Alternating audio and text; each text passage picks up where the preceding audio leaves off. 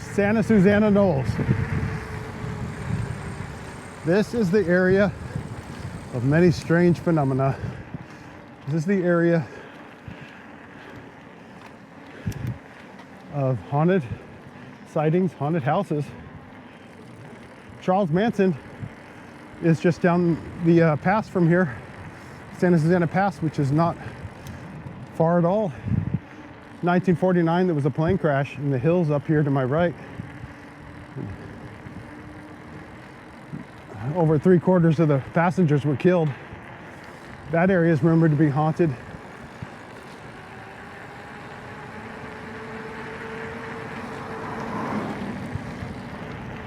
Corriganville, also kind of an interesting area.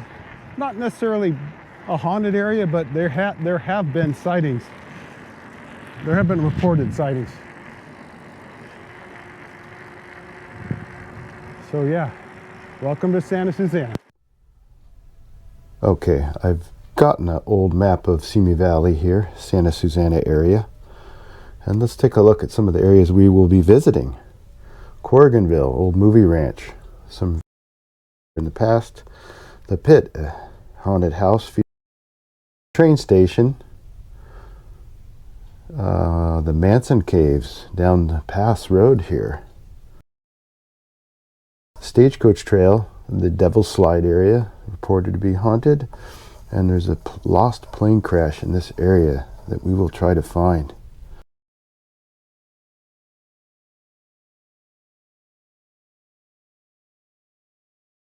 Next bit of folklore involves the Pit, which is a haunted house here in the Knolls. If you have ever seen the show Paranormal Witness, this was featured in season 5, episode 8. And it involves a haunted guest house. And we are going to take you there. The story is, it was a house sold to a woman, and had a guest house, and she was fixing it up and noticed in the guest house there was a room that had some carpet that was kind of nasty and crunchy, and she tore it up. There was a giant hole through the floorboard, which was kind of creepy enough, but you know, she kind of wanted to invite her friend to live there with her, since they're both artistic type people. Her friend moved into the house, the guest house that is, and everything was fine. But like one night around 3 a.m. she heard a knocking sound on the door, and it didn't go away. So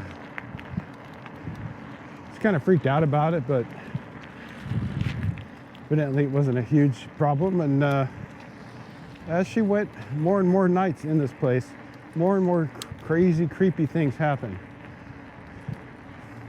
It eventually got so bad, she was seeing apparitions, and so her friend couldn't take it anymore. She moved out. She moved in with her mom in Vegas. So this woman, kind of not knowing the owner, not knowing if it was true or not, invited some friends over to stay the night. This friend of her was a drummer from some local band. And, you know, I guess they had a nice dinner. And he stayed in the guest house with his girlfriend.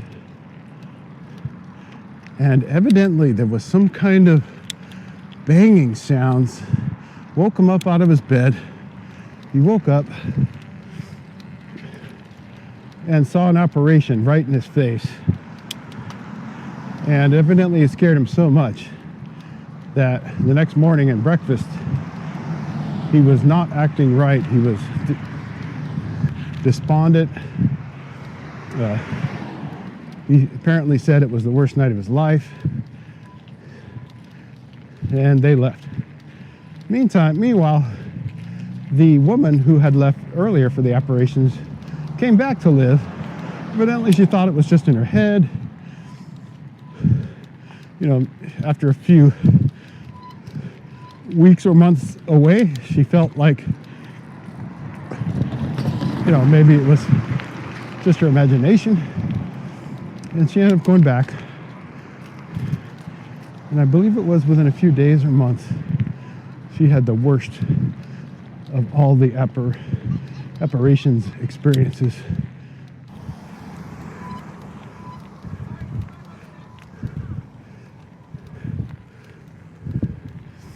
So she comes back, has a freaky night.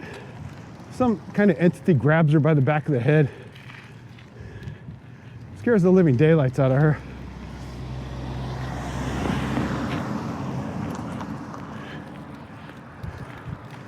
And, you know, the owner comes out and it's like, sees her sleeping in the car, and she's like, what the hell's going on? At that point, the owner realizes she needs to call a psychic or a medium.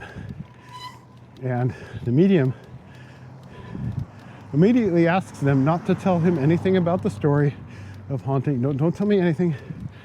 And immediately goes to the guest room storage area where the hole was. And it evidently saw a vision that there was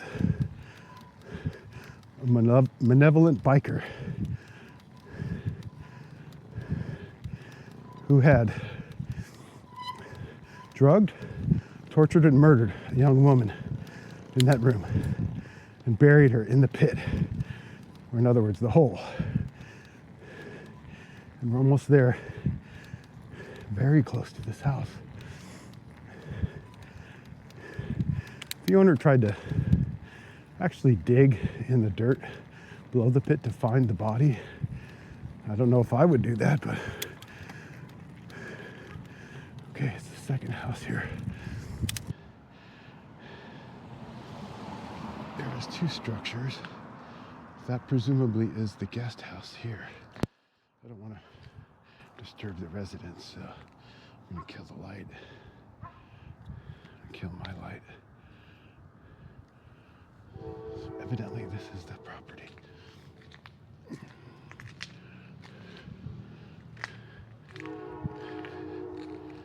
So yeah, here's a shot of it during the day.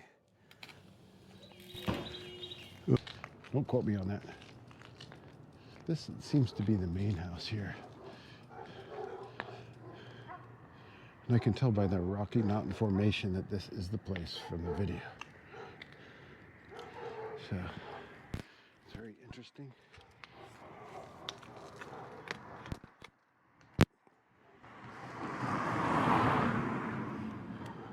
And not to disturb anyone here, I just want to show you this is that house. Looks like they've done a lot of work to it. It has a lot of upgrades since the video from the Paranormal Witness, but that was the pit.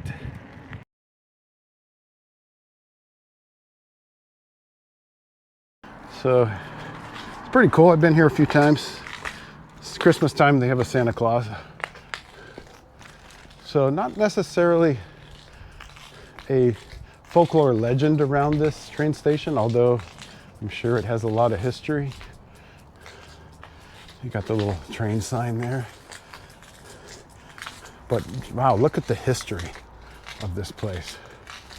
Of course, you can see the train tracks here. So they put it in a great spot.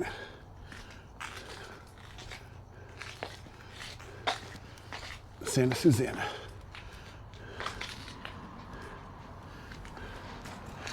And I really do like this place. It is open on Saturdays and Sundays 1 to 4 if you want to come here and visit the train museum. They have a lot of artifacts from Simi Valley history when the train station was at Tapo in Los Angeles in the early 1900s.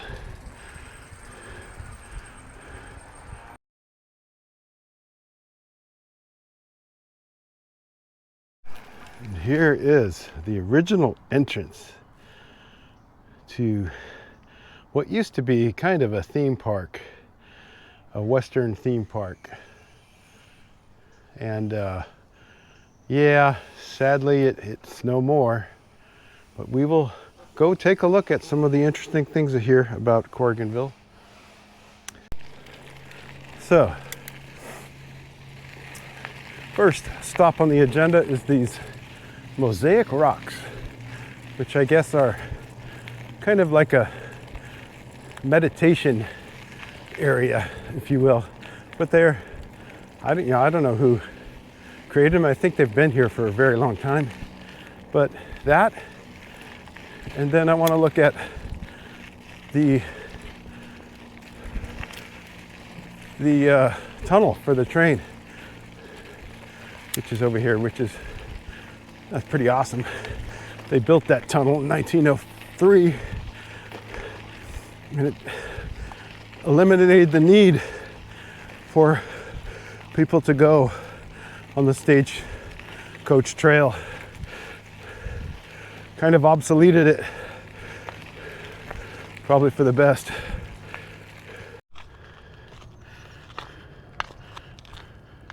The rock swirl, I don't even know what they call it, but I know it's supposed to be a center of meditation and spiritual wellness. Let me not walk over the swirls out of an abundance of spiritual caution. There's a little smaller one over here. Sure, it's a lot easier to see things during the day out here, that is for sure. We'll get an elevated view of it.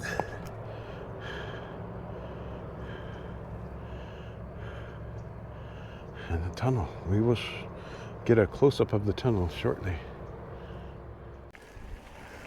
So with the addition of the train tunnel through here, it eliminated a lot of the need for some of the rougher forms of transportation and provided a lot of commerce opportunities for the local businesses.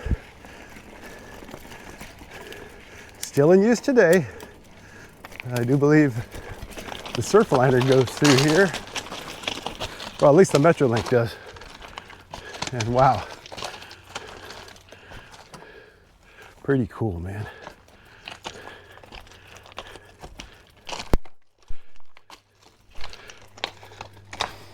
It'd be really cool if a train came through here right now. As long as I'm not on it, on the tracks. Echo!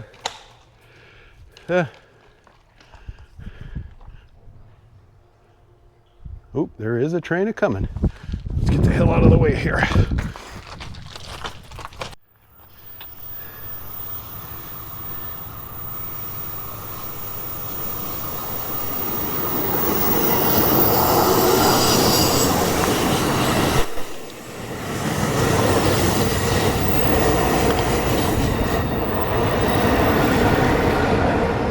Yep, Surfliner.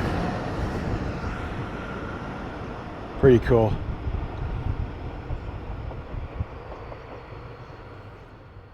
A theme park, a Western-based theme park.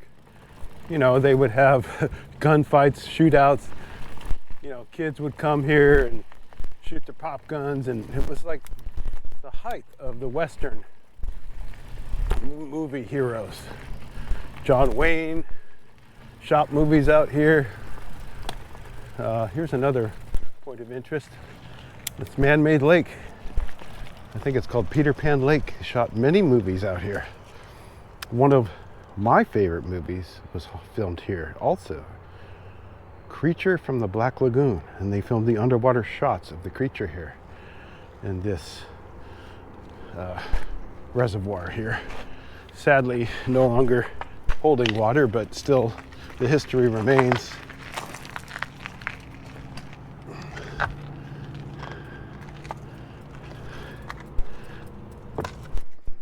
little footbridge. I'll give you another view.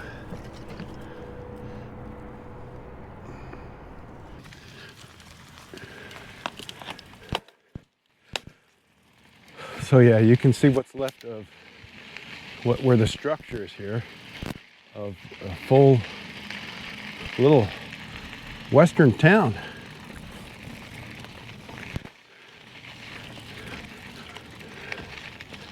Just the bones left, really.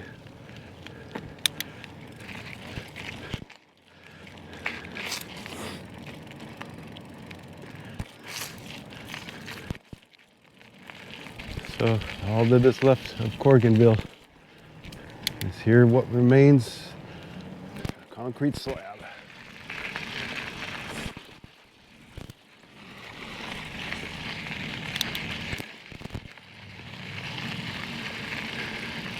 Very interesting place though, if you want to come and check out the history here. A lot of westerns filmed out here, too many for me to name.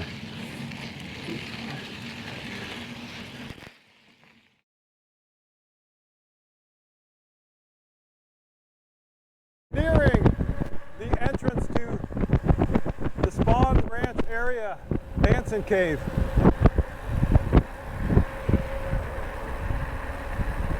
Very close.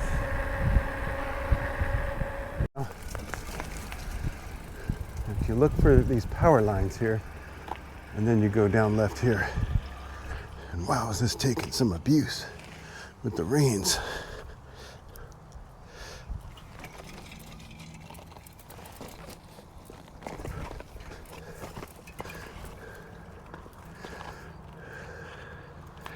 As you can see, there's poison oak around everywhere here, so I'm wearing my longest possible sleeves here.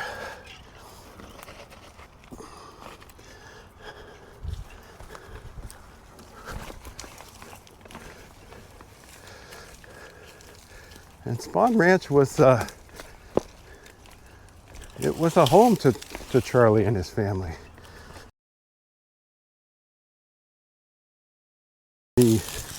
The owner didn't exactly have a way to make ends meet, so he let the family stay, and they would do chores around the place, and in turn they lived rent-free.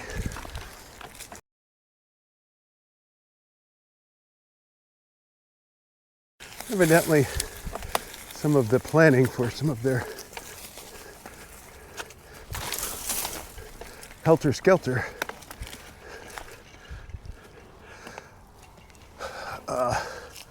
murders were planned right here.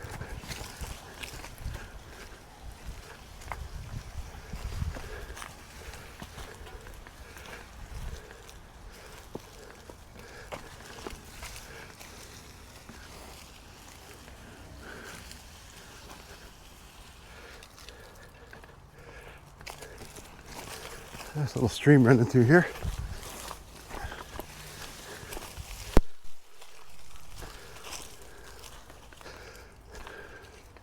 And there we are, folks.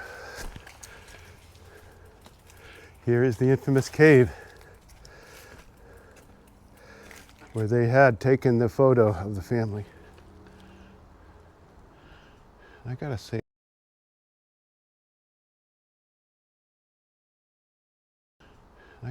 I'm hearing creepy noises around here. What the hell was that?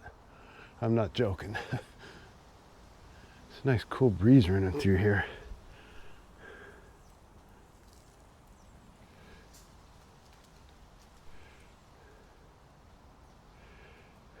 The infamous Manson Cave where they took the photo. Now the actual caves where they would live, I've actually been in there too, but we're not going anywhere near that place. I mean, that was terrifying the first time I did it. And basically what you did is you went down this slide into pitch black darkness,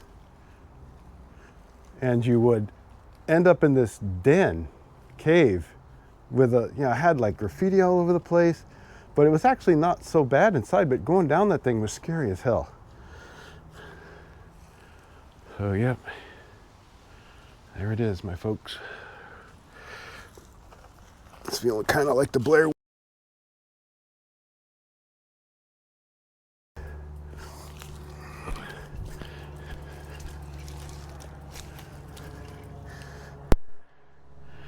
Very interesting area, free for anyone to come look at. There's no restrictions, it's not trespassing.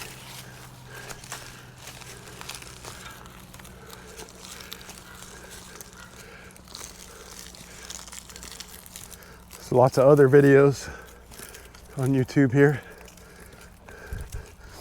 about this very matter.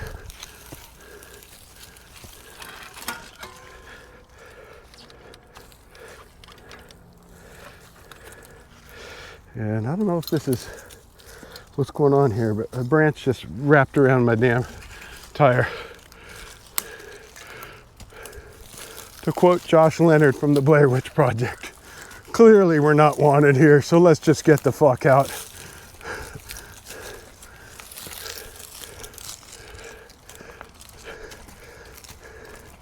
Wouldn't want to spend the night down here.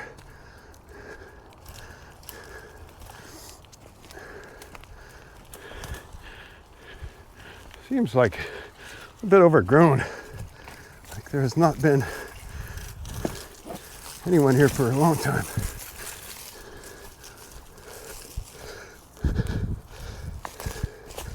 There's the concrete graffiti laden. It kind of lets you know you're on the right track.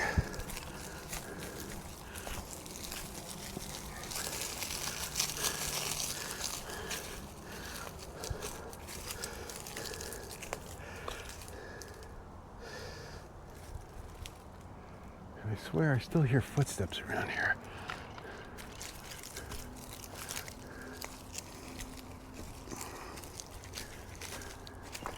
This trail has taken quite a bit of damage from the rain.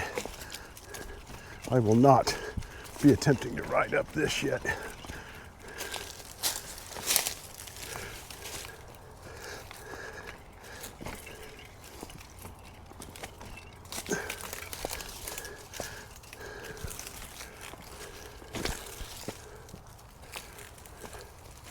And here we are back to the guardrail area.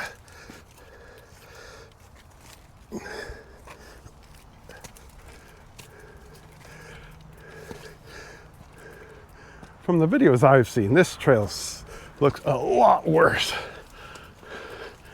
than those videos did.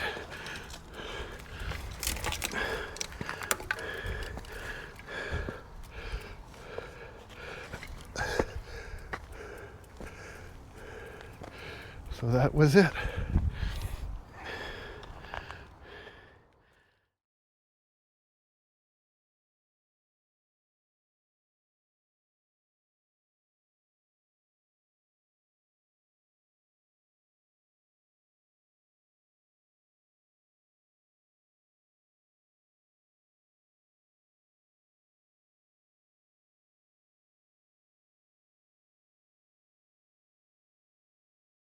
Crash site we were just talking about.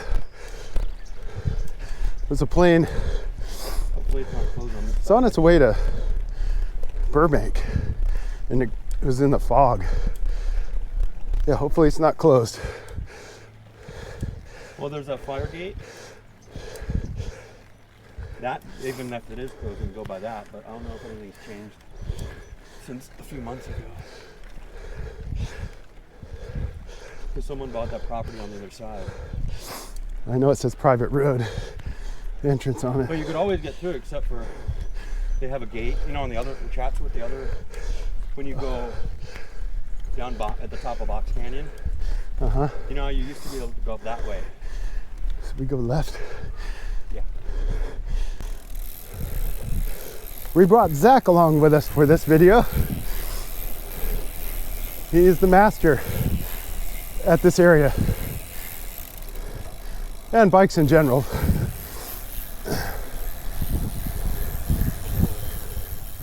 The left wing hit the mountain and it's cartwheeled him into the... Oh, that's sad. Yeah. Hopefully they died from impact, not fire. Well, you could tell by the way the bodies had scattered around and the pugilistic stance that some of them did burn to death. Well, doesn't it's very sad. Make that stance once you get cooked, even if you're dead? No, it's a good question. I'm not sure. The muscles contract from... That could be. That could be. No, so even if you're dead, but like not rotten, like fresh dead. Well, then that's the stance, the boxing stance. Then I agree with you. I hope so. Like squeeze. So I think that happens regardless. My understanding of it. Yeah, I'm 10 pounds heavier, so I notice it. In the right way, though. Well, no, yeah, I'm not like that. That was... So, on 28.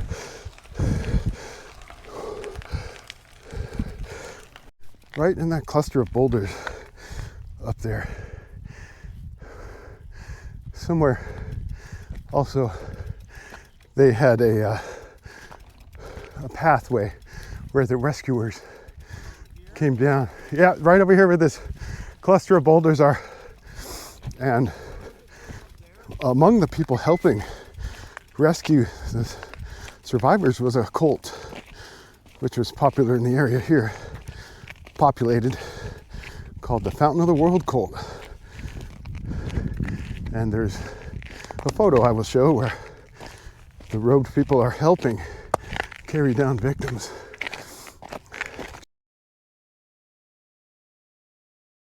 Of the Standard Air flight that crashed here in 1949. And the Fountain of the World Cult helped rescue the survivors. Like right in there. That rock could be this, and then there's those ones there. It could be, but then if it crashed, it's definitely where those cluster of boulders are. There's a rock like that right near it, like that rock. Which one is that? Oh, okay. See that rock? Whoops. See the rock at the top? That sort of triangular one. Uh-huh. And then on the photo, maybe that one. Yeah. Is that rock? Maybe. Yeah, it's and then definitely the plane that. would have crashed, like right above that trailer, in front of that triangular rock, right? Uh-huh. See this rock in the picture? Mm-hmm. Maybe it's that. See, and it has like a shadow right there. It could be that rock. View. And yeah, I believe the crash is right in this area, where I'm pointing the camera now, as opposed to here where we initially thought it was. But let me show you, these are the two rocks that helped me figure out where the location was, because you can see these two rocks on the original crash photo. So yeah, these were really the two things that triggered me to find this location. So again, there's no recorded GPS coordinates of this crash.